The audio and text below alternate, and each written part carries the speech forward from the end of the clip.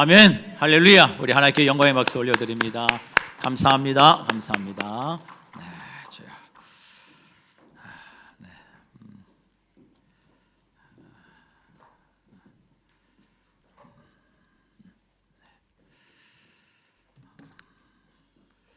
우리 한번 기도하겠습니다. 하나님 감사합니다. 오늘도 예배 가운데 주님 홀로 영광 받아 주시옵소서.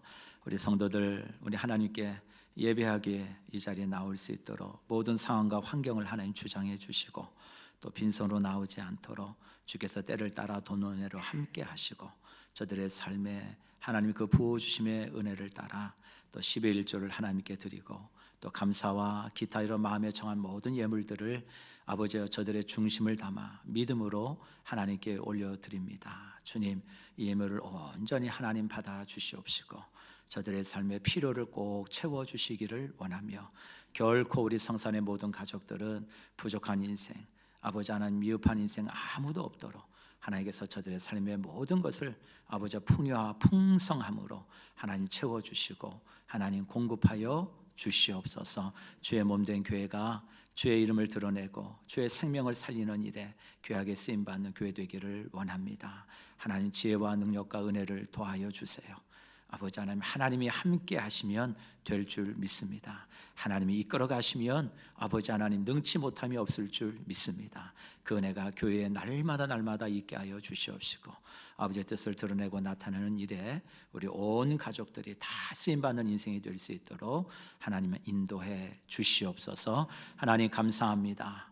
오늘 5월달 가정의 달, 또 어린이 주일을 맞이함으로 하나님께 예배를 올려드립니다. 저희 가정과 또 저희 자녀들을 하나님 불쌍히 여겨 주시옵시고, 하나님 뜻 안에서 하나님 은총 안에서 세워져가는 저희들의 가정이 될 수 있도록 하나님 붙들어 주시옵소서. 오늘 이 자리에 나오고 싶지만 나오지 못하는 우리 동역자들 어디에 있든지, 또 아버지 저들의 삶 가운데 하나님 동일한 은혜와 은총으로 함께하여 주시옵시고, 어디를 가든지 늘 주님이 동행하고 함께 하심을 바라보고 믿는 귀하고 복된 우리 사랑하는 권속들이 다 될 수 있도록 하나님 인도해 주시옵소서. 하나님 부족한 정의 입술을 하나님께 맡깁니다. 주님 말씀하여 주시옵소서.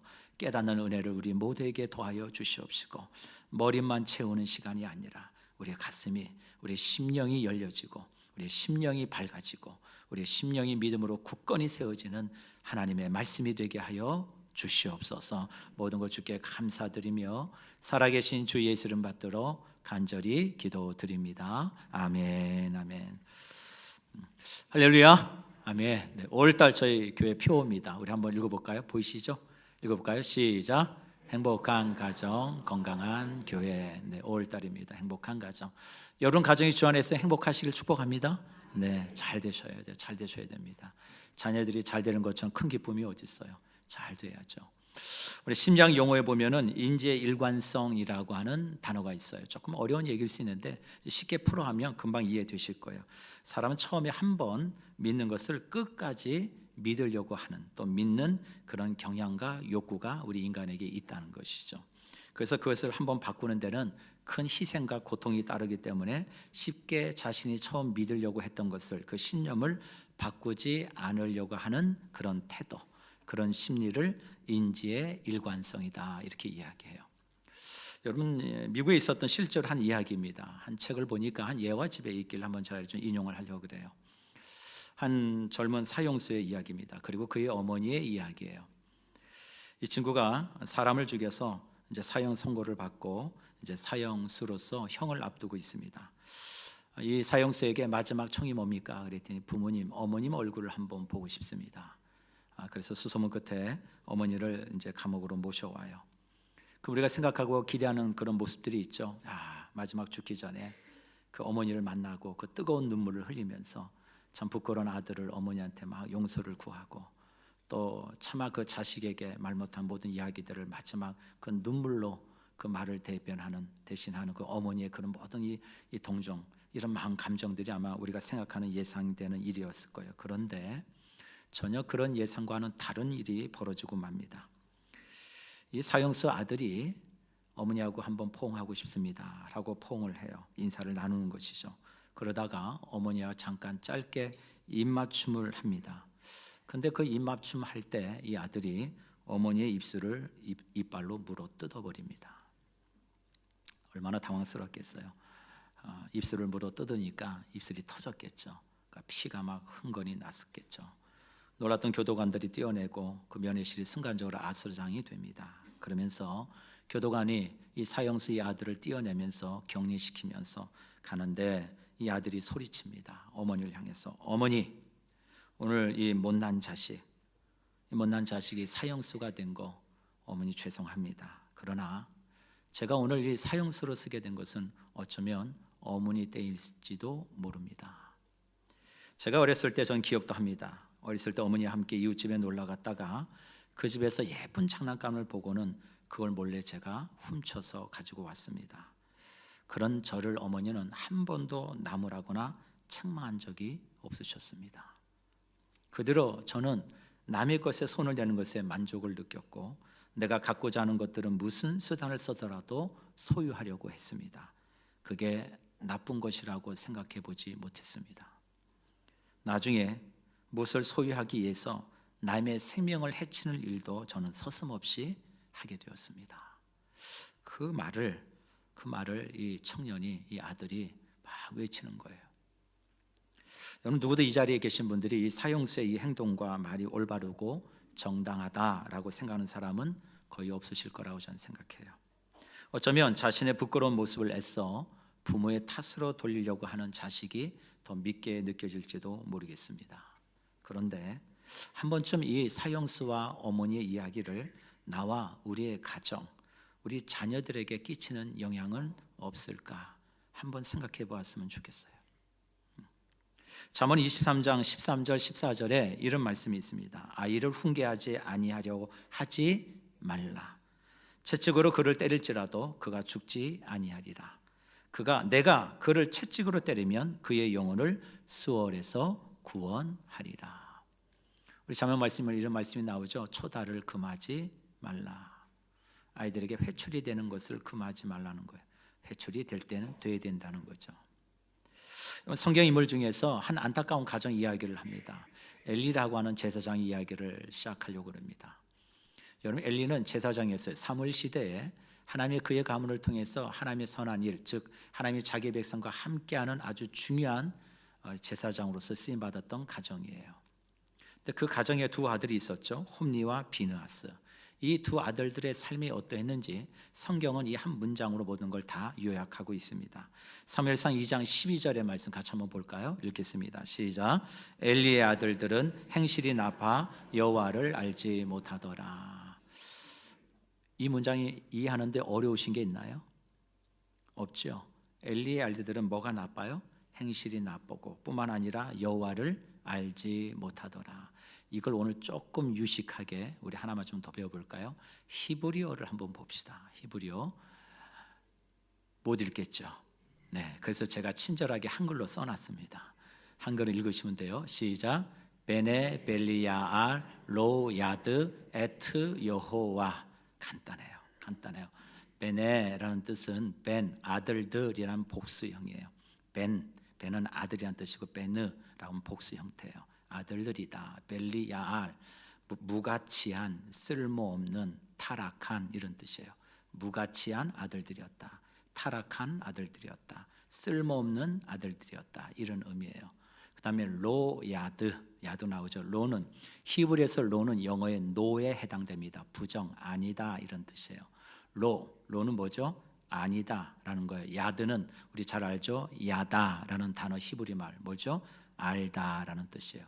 야다라는 단어는 그저 지식적으로 아는 것이 아니라 전인격적으로 하나님을 체험하여 아는 것을 야다라고 그래요.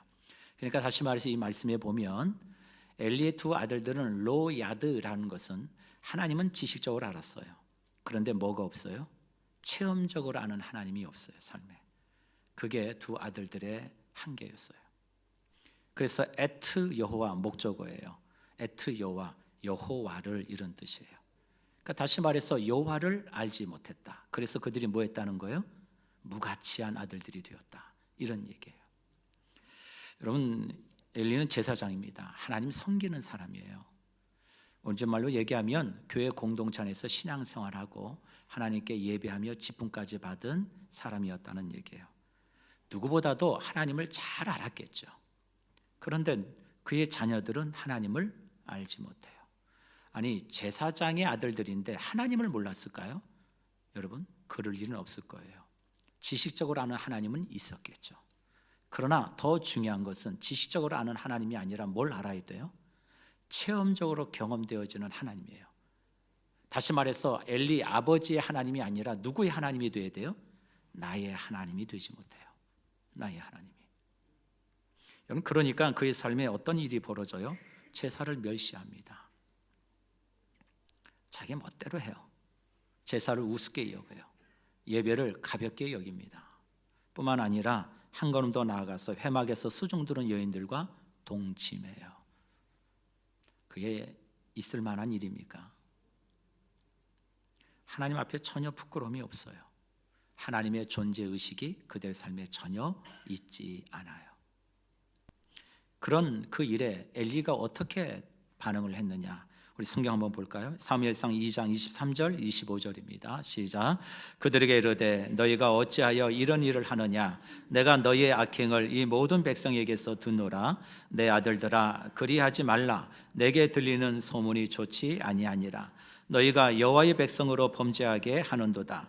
사람이 사람에게 범죄하면 하나님이 심판하시려니와 만일 사람이 여호와께 범죄하면 누가 그를 위하여 강구하겠느냐 하되 그들이 자기의 아버지의 말을 듣지 아니하였으니 이는 여호와께서 그들을 죽이기로 뜻하셨음이더라. 아버지의 말을 들었다 안 들었다? 듣지 않았대요. 여러분, 중요한 얘기입니다. 여러분 자녀가 지금 나이 30 넘었는데 부모한테 말 잘 듣는다. 한번 손 들어보세요. 나이 30 넘었는데도 우리 자녀들은 아버지 어머니가 얘기하면 곧 죽어도 그 말대로 한다. 거의 없으실걸요. 여러분, 엘리의 두 아들 홈니와 비느하스가 하나님을 아는 지식은 있었어요. 율법을 배웠어요. 그러나 중요한 것은 그 율법 앞에 내 삶을 세우는 법을 배운 적이 없는 거예요. 지식적으로만 배우니까.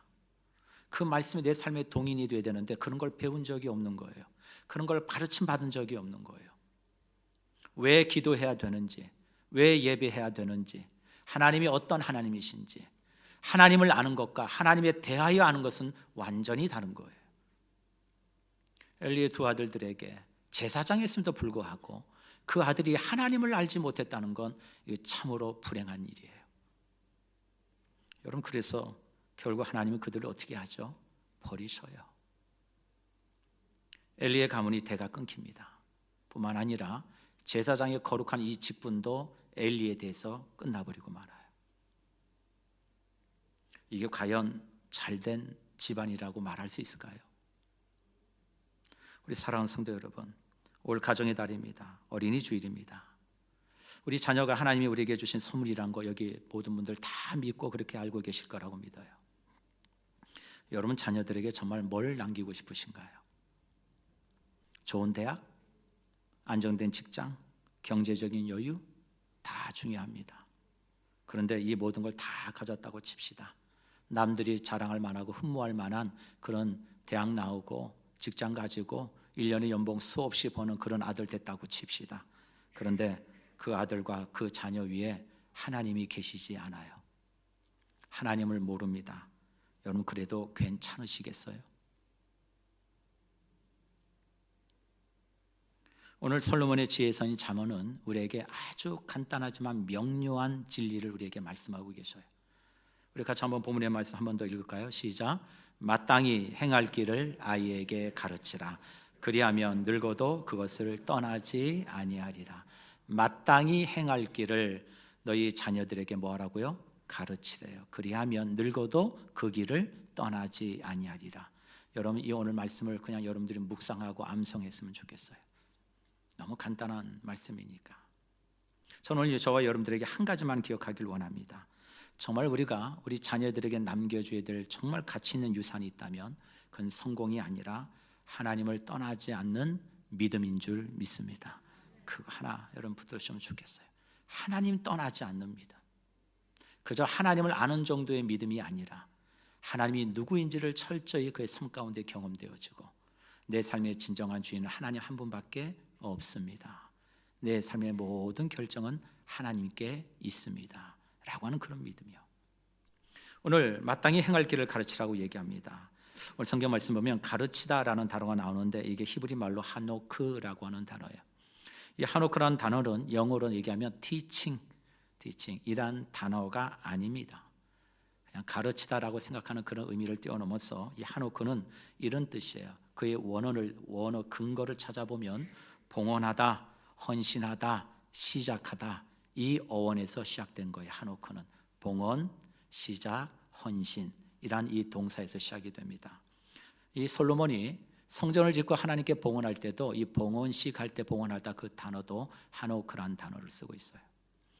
그럼 다시 말해서 하나님이 저와 여러분들에게 자녀들에게 마땅할 것을 가르치라는 얘기는 무슨 얘기냐?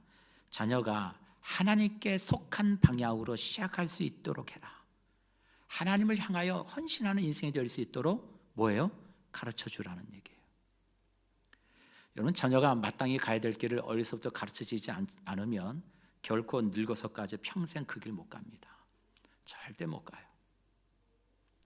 여러분, 많은 젊으신 분들이 요즘 학원, 학교, 특히 학원, 여러분, 학원이 우리 자녀들을 책임집니까? 학교가 우리 자녀들을 책임집니까? 아니요. 절대 그렇지 않아요.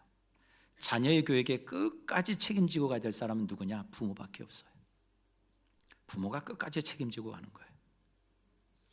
여러분, 그래서 오늘 첫 번째 마땅히 행할 길이 무엇을 의미하는지 간단히 세 가지를 나누고 전체적인 맥락의 의미를 또 마무리하면서 마치려고 합니다. 마땅히 행할 길, 이게 다르코라고 하는 단어인데 첫 번째 이 어원의 뜻은 마땅히 행할 길은 첫 번째 의미는 이겁니다. 한번 띄워주실까요?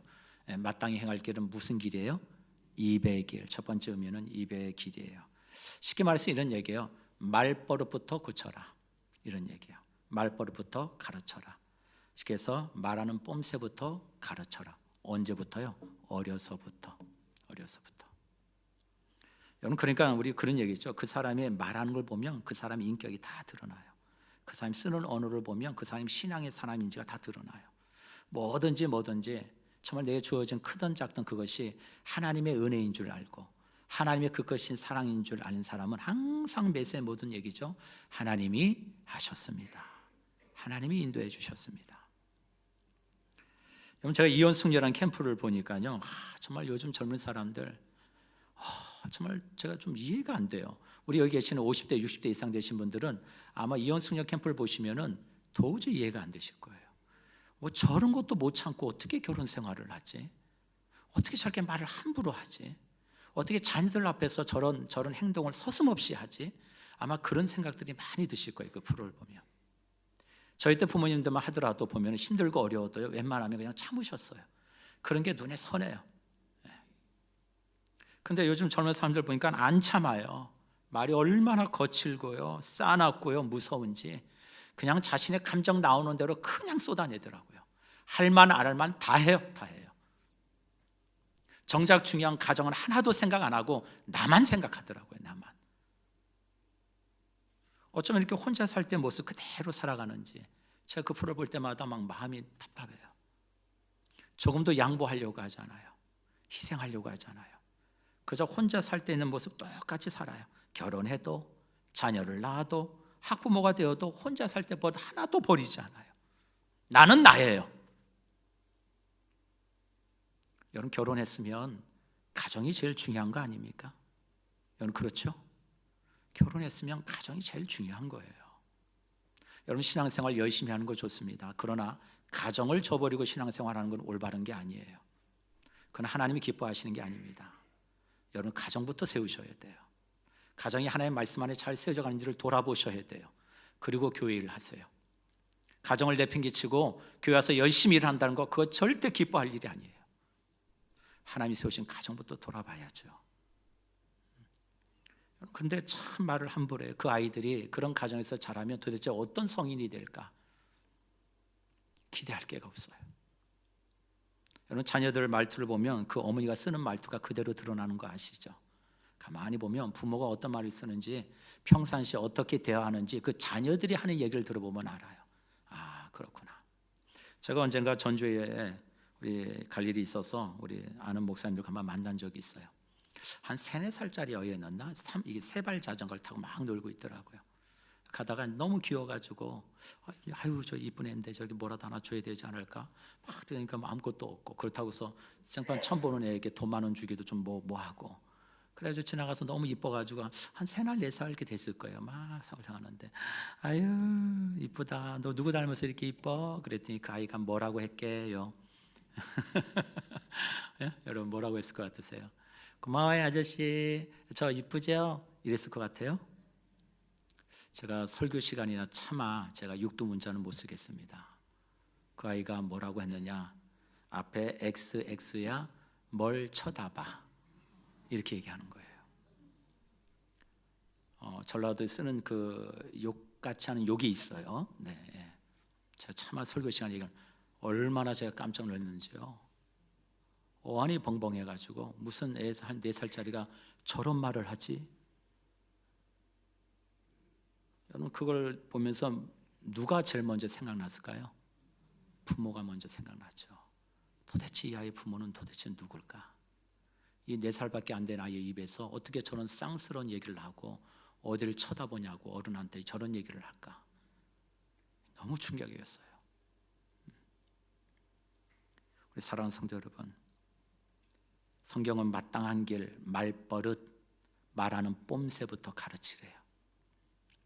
부모의 말로 되는 게 아니에요. 우리 자녀들의 입술에 하나님의 말씀으로 채워가는 은혜가 있기를 주의 이름으로 간절히 축복합니다. 이건 두 번째로 따르고란 길은 성경이 가르치는 길, 말씀이 가르치는 영적인 방향으로 갈 수 있게끔 가르치라는 거예요. 여러분 성경 우리 모두가 다 죄인이라고 말하죠. 로마서 3장 10절에 의인은 없나니 하나도 없다. 우리 다 죄인입니다. 여러분 그래서요 원죄를 가지고 태어난 우리는 기본적으로 타락해 있는 존재예요. 그래서 여러분 그거 분명히 아셔야 돼요. 원죄를 가지고 있는 우리는 기본적으로 전적으로 부패하고 타락한 존재이기 때문에 가만히 내버려 두면 잘 될까요? 망할까요? 망하게 돼 있어요. 그게 본성이에요. 우리가 갖고 있는. 그래서 본성대로 살아가도록 내버려 두지 말라는 거예요. 두 번째 메시지는. 아이들 하고 싶은 대로 내버려 두면 잘 될 것 같죠, 여러분? 망합니다. 그 아이 망해요. 나중에 아나무인데요. 자기 위에 사람 없고 아래 사람 없는 그런 인간 됩니다. 내버려 두면 안 돼요. 왜요? 우리는 전적으로 뭐하니까? 죄인이고 부패한 인간이기 때문에. 오늘 성경은 그래서 그렇게 삶을 살도록 내버려 두지 말라는 거예요. 하나님이 정하신 길, 영적인 길을 갈 수 있도록 가르쳐 주라는 거예요. 여러분 그래서 성경 볼까요? 디모데후서 3장 16절 17절 우리 같이 한번 읽겠습니다. 시작. 모든 성경은 하나님의 감동으로 된 것으로 교훈과 책망과 바르게 함과 의로 교육하기에 유익하니 이는 하나님의 사람으로 온전하게 하며 모든 선한 일을 행할 능력을 갖추게 함이라. 여러분 말씀 보세요. 하나님의 사람으로 온전하게 하며 모든 선한 일을 행할 능력을 갖추게 하는 힘이 어디에 있다고요? 어디에 있다고요? 성경에 있다고 말씀하잖아요. 성경에 그 답이 다 있다고 말씀하셔요. 우리 지식을 가지고 아이들을 잘 훈계하면 아니요. 여러분 절대 우리 의지하시고 우리 부모된 뭐 좀 알량한 지식 가지고 자녀들 어떻게 해보려고 하지 마세요. 하나님의 말씀은 완전하고 순결합니다. 그 말씀 앞에 우리 아이들이 어떻게 살아야 될지, 어떤 방향으로 가야 될지 성경에 다 말씀하고 계셔요. 그 말씀을 우리 아이들에게 먹이셔야 돼요. 오늘 에베소서 6장 4절 한번 볼까요? 또 한번 시작. 또 아비들아 너희 자녀를 노엽게 하지 말고 오직 주의 교훈과 훈계로 양육하라.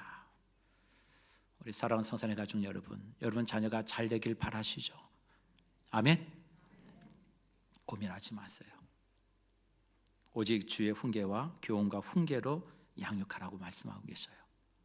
우리 자녀들에게 하나님의 말씀이 가르치는 그 방향으로 갈 수 있도록 할 수 있는 대로 주의 말씀으로 우리 자녀들을 세워가시기를 주의 이름으로 간절히 축복합니다. 세 번째로는 하나님 사랑하는 법이에요. 마땅한 길이 뭐냐? 하나님 사랑하는 길, 사랑하는 법이에요. 우리 성경 한번 읽겠습니다. 신명기 6장 4절 5절 시작. 이스라엘아 들으라, 우리 하나님 여호와는 오직 유일한 여호와이시니 너는 마음을 다하고 뜻을 다하고 힘을 다하여 내 하나님 여호와를 사랑하라. 여러분 묻겠습니다. 여러분 가정에서 자녀들에게 사랑하는 딸아, 아들아, 하나님 사랑해야 된다, 하나님 사랑해야 돼 라고 얼마나 말씀하시나요? 여러분 일주일 한번 돌아보세요. 우리 자녀들에게 너 하나님 사랑해야 돼 라고 한 번이라도 하신 적이 있으신가요? 도대체 뭘 사랑하라고 하시나요? 애들아, 너 세상을 사랑하면 돼 이렇게 가르치시나요? 아니죠. 우리 부모된 우리가 마땅히 이 땅 가운데 살아가면서 제일 중요한 게 뭐냐? 자녀들에게 하나님을 어떻게 사랑하는 법을 내 삶으로 보여주지 않고요, 그 아이들에게 그걸 가르치지 않으면 결국 우리 자녀들 그 길 가지 않습니다. 제가 오늘도 아까 하성원 장로님과 잠깐 얘기를 했는데 제 실적인 고민을 얘기했어요. 저도 세 자녀를 키우는데 둘째까지는요 참 나름대로 애를 많이 썼어요. 그래도 목회자 자녀니까 이 아이들의 입에서 말씀이 떠나지 않게 해야지, 늘 말씀을 묵상시키고 잠언 통독하고 오면 5,000원 주고 막 좀 어떻게든지 애들에게 성경을 읽게 하려고 참 부단히 애를 썼던 것 같아요. 가정 예배도 하고요. 그런데 이제 제가 나이가 좀 들어가고 사역이 점점점 규모가 커지고 일이 많아지다 보니까 그게 내 맘대로 안 되더라고요, 잘. 그래서 셋째는 나이 차이가 좀 있잖아요. 우리 큰애하고 9살, 8살 차이인데 아무리 이 아이가 갭이 좀 있다 보니까 좀 이 아이에게 조금은 프리하게 키웠던 것 같아요, 제가 솔직히. 네. 웬만하면 나무라지 않고 아유 이쁘니까, 그냥 막내니까 이쁘니까 그래. 그런데요 2주 전에 우리 막내가 저한테 그래요. 아빠, 왜 나는 모태신앙이야? 저는 순간적으로 당황스러웠어요. 뭐라고 대답을 해야 되는 거지? 왜 아빠 나는 모태신앙이야? 왜 모태신앙이 왜 나빠? 모태신앙이 좋은 거지. 엄마 아빠 믿고 다 어렸을 때 신앙해서 얼마나 좋냐. 그랬더니 그 아이 하는 얘기가, 왜 나는 내가 종교를 선택할 권리가 없어? 무슨 얘기인지 아시겠죠? 왜 나는 내가 좋아하고 내가 알고 싶고 내가 섬기고 싶은 그 신을 결정할 권한이 왜 나한테 없어? 왜 나는 부모님이 결정한 대로 가야 돼? 이런 얘기예요. 제가 정말 마음이 너무 아팠어요. 여러분 이런 똑같은 질문을 받으신 분들 계시죠? 여기도.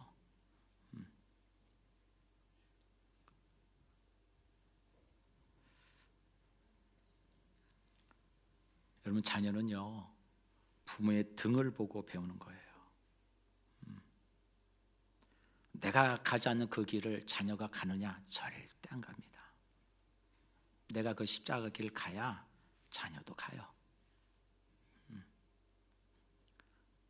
여러분 자녀들에게 정말 세상이냐 하나님이 아니냐고니 분명한 이 결정 가운데 여러분 단호하셔야 돼요. 단호하셔야 돼요. 세상을 성공하는 것은 스펙이 아니라 하나님이 정해놓으신 그 길을 가는 게 제일 복된 길이야. 그렇게 가르치셔야 돼요.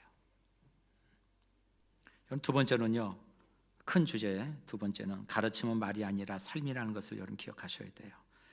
우리가 사람과의 관계에 있어서 그 사람과 누군가에게 영향을 받는다 그러면 분명히 이 두 가지가 따라가게 돼 있어요. 내가 누군가를, 저 사람을 내 삶의 롤 모델로 삼아야 되겠다 그럴 때는 그 사람의 말과 행동이 있어요. 그렇죠? 그 사람의 말과 행동이 나에게 영향을 주고 있다는 이야기예요. 그래서 어떤 사람과 신뢰의 관계를 쌓아가려면 그 사람의 말과 행동이 일치되는지를 먼저 봐요. 우리는 저 사람 말한 대로 사나 보다, 그런 사람인가, 이걸 먼저 우리는 봐요. 참 중요한 일이에요. 여러분 그래서 언어는 어떤 힘이 있느냐 한번 띄워주실래요? 한번 읽어볼까요? 시작. 언어는 방향을 제시하고 의미를 해석하게 하는 힘이 있습니다. 말하지 않으면 모르는 거예요. 무슨 얘기 아시죠? 아무리 좋은 것도 말로 표현하고 전달이 되어야 그게 지식이 되고 지혜가 되는 거예요. 말의 힘은 거기 있는 거예요. 여러분 행동이라는 것도 뭐냐 한번 읽어볼까요? 시작. 행동 한번 띄워주시죠. 시작. 행동은 그 사람의 말이 언어가 진짜인지 아닌지를 증명하는 힘이에요. 더 큰 거죠.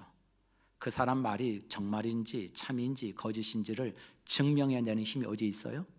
행동에 있는 거예요. 행동에. 그러면 그 사람 말이 뭐예요? 확고히 신뢰가 되는 거예요. 아, 저 사람 말이 맞구나, 틀리구나. 여러분 요한일서 3장 18절 한번 읽어볼까요? 시작. 자녀들아, 우리가 말과 혀로만 사랑하지 말고 행함과 진실함으로 하자. 야고보서 2장 17절, 행함이 없는 믿음은 그 자체가 죽은 것이라 라고 말씀해요. 시간이 좀 많이 갔는데 우리 한 가지만 좀 볼까? 우리 예배 모범 일부에 봤는데요, 우리 예배 우리 교단 헌법에, 우리 대한예수교 장로회 합동적 헌법에 나오는 예배 모범이 있는데, 우리 15장, 우리 뒷장만 한번 띄워주시겠어요? 15장만 보시죠. 예배 보면 15장 은밀한 기도와 가정 예배, 이거 한번 읽어볼까요? 시작. 교회 안에서 공식 예배를 드린 것 외에 개인이 은밀히 기도하는 것과 한 가족이 사사로이 하나님께 경배하고 기도하는 것이 없지 못할 당연한 본분이다. 무슨 얘기냐? 공예배도 중요하고 가정에서 예배하는 것도 매우 중요하다. 이게 우리 교단 헌법에 나오는 얘기예요. 가정 예배를 소홀히 여기지 말라는 거예요. 그래서 이 2조에 보면 가정 예배는 시작. 가정 예배는 집집마다 행할지니 아침 저녁으로 기도하며 성경을 읽으며 찬송함으로 한다. 아침 저녁으로 뭐 하라고요? 기도하고 찬송하고 예배하래요. 그게 저희 교단 헌법에 나와 있는 이야기예요. 이 말씀을 준비하면서 제가 어렸을 때 우리 자녀들 키울 때 한 가지 부끄러운 이야기를 하나 하려고 합니다. 저는 제 로망이요, 집에 소파가 있는 집이 로망이었어요. 그래서 우리 아내도 맨날 그래요. 그러면 그냥 소파. 근데 제가 어렸을 때 소파 있는 친구 집에 갔는데 그게 너무 부러운 거예요. 저는 소파 있는 집에서 성장하지 못했거든요. 그 소파 있는 게 너무 부러워요. 그래서 나는 결혼하면 꼭 소파를 사야겠다. 그래서 결혼하자마자 하여튼 아무리 집이 좁아도 소파는 산다, 뭐 이런 주의였는데 집이 너무 좁으니까 안 되더라고요. 집이 너무 좁으니까 둘 데가 없어요. 둘 데가. 그래가지고 별 수 없이 그냥 우리 아내가 그냥 소파 없이 지내고 소파 없이 지내다가 그렇게 지냈어요. 그러다가 이제 집에 이렇게 거실이 좁으니까 TV를 보고 싶으니까 이 공간이 좁잖아요. 그래서 이제 큰 긴 쿠션을 갖다 놓고 반쯤 누워가지고 한 다리 올려가지고 꼬고 앉아가지고 이렇게 항상 제가 TV를 이렇게 봤어요.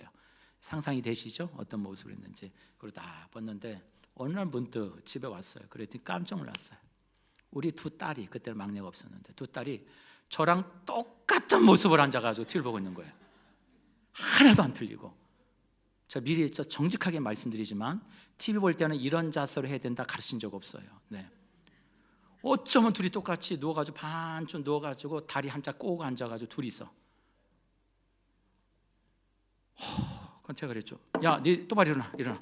너는 지금 왜 TV를 그러고 보고 있어? 네 나중에 허리 다 망가져 그렇게 누워 있으면. 그랬죠. 좀 말하면서도 찔리지만 하여튼 허리 다 망가져. 똑바로 앉아서 TV를 봐야지. 똑바로 앉아서 정자세로 TV를 봐야지. 둘이 앉혀놨어요. 이렇게 앉아. 다음부터 이렇게 쿠션에 누고 가면 쿠션 갖다 버릴 거야 막 그래서 못 버리죠. 저 때문이라도. 그래서 그런데 그렇게 말한 아빠는 바꿨을 거예요, 안 바꿨을까요? 다들 경험해 보셨잖아요. 네, 안 바꿉니다. 아빠는 절대 안 바꿔요. 저는 그 쿠션이 없으면 안 돼요. 그 쿠션이 있어야 돼요. 그렇게 들어가서 봤어요. 그랬더니 어떤 현상이 벌어졌느냐? 어떤 현상이 벌어졌어요? 여러분 다 경험해 보셨잖아요. 그죠? 기억하시죠? 아빠가 있으면 책상 다리로 TV 보고 있고, 아빠가 없으면 다리 꼬고 누워가지고 보고 있고, 그렇게 되더라고요.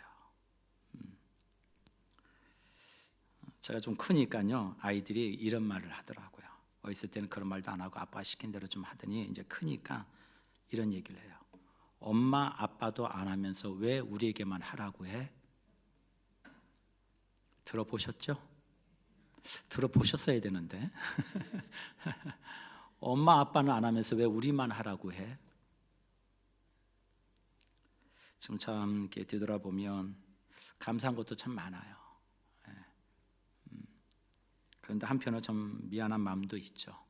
왜 우리 아이들에게 좀 더 자랑스러운 아빠의 등을 보여주지 못했을까? 우리 사랑하는 성도 여러분, 진짜 상교육은요, 말이 아니라 삶이라는 것을 기억하셔야 돼요. 여러분들의 자녀는 현재 여러분의 어떤 모습을 보고 있나요? 예배드리는 모습, 기도하는 모습, 어떤 어려운 가운데서도 하나님을 의지하면 돼, 하나님이 열어주실 거야 라고 하는 그런 신앙의 모습을 보고 있습니까? 아니면 늘 걱정하고 불안해하고 불평하고 이렇게 해야 인생 사는 거야, 이렇게 해야 돼, 이런 걸 아이들에게 가르치고 계신가요? 우리 자녀들은 우리의 말을 듣기보다는 우리의 진짜 모습을 보고 있다는 걸 여러분 기억하셔야 돼요. 우리 자녀들이 우리 한 시간 소리를 한번 좀 자문해 보시죠. 과연 내가 예수를 믿고 하나님 믿는다는 이 믿음을 우리 자녀들이 보면서 나도 저렇게 신앙생활 해야지 라고 하는 아이들의 그런 깨달음이 있는 삶을 살아가고 계신가요? 단순히 부모는요, 한 가정을 책임져야 되는 그 정도의 수준이 아니라 저와 여러분은 하나님의 나라와 가치를 세워가야 될 영적 제사장이라는 것을 꼭 기억하시기를 주의 이름으로 간절히 축복합니다. 아멘.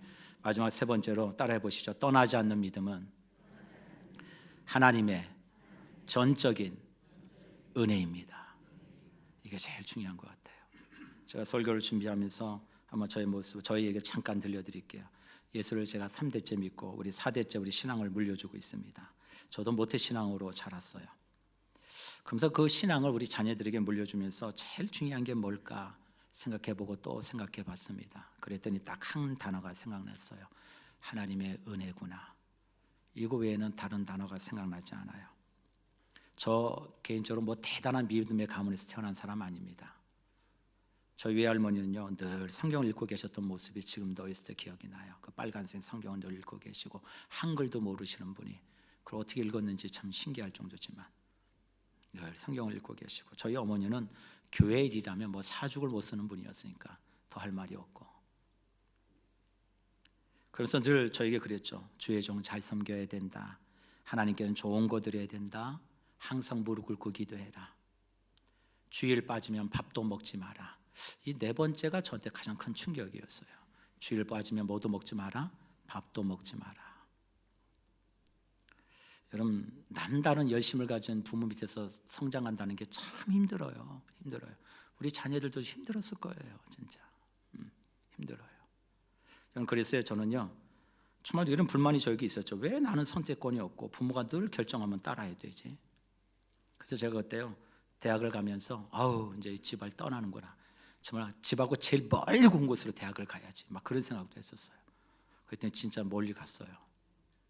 그러면서 이제 내가 좀 하고 싶은 대로 좀 살아야지, 대학을 갔으면. 그런 마음으로 대학 생활을 했죠. 그런데요, 참 신기하더라고요. 항상 제 주변에는요, 교회 갑시다, 기도합시다, 전도해야죠 형제님, 뭐 이런 분들만 자꾸 있더라고요.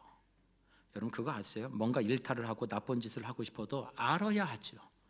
알아야. 그런 걸 경험해 본 적이 없으니까 어떻게 해야 나쁜 짓을 하는지를 모르겠더라고요.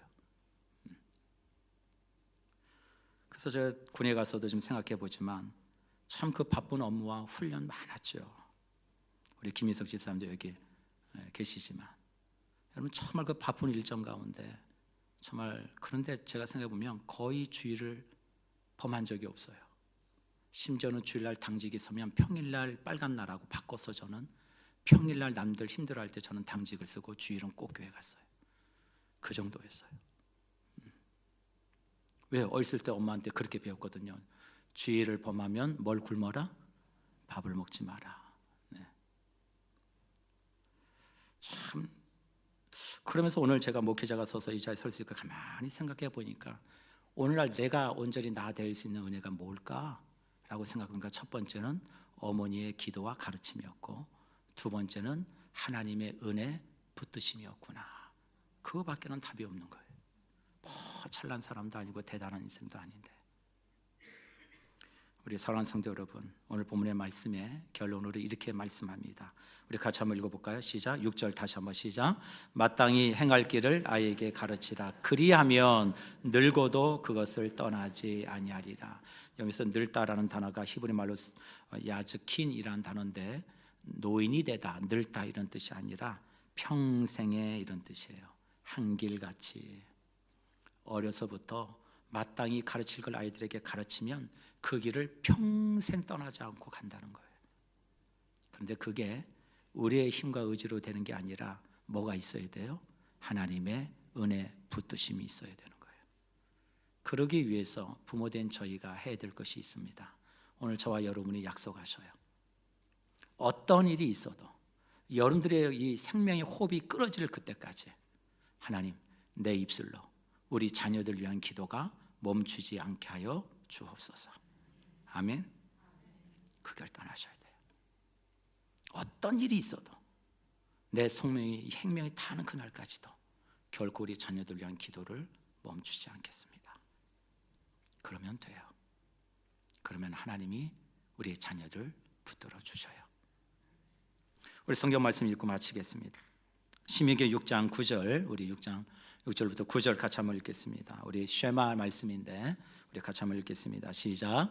오늘 내가 내게 명하는 이 말씀을 너는 마음에 새기고 내 자녀에게 부지런히 가르치며 집에 앉았을 때든지 길을 갈 때든지 누워 있을 때든지 일어날 때든지 이 말씀을 강론할 것이며 너는 또 그것을 내 손목에 매어 기호를 삼으며 내 미간에 붙여 표로 삼고 또 내 집 문서주와 바깥문에 기록할지니라. 아멘. 우리 기도합시다.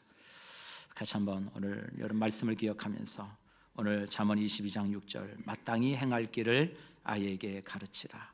그리하면 늙어도 그것을 떠나지 아니하리라. 이 말씀을 붙들고 오늘 각자에게 주시는 성령의 음성을 듣고 오늘 결단했으면 좋겠어요. 아직까지 우리 자녀들에게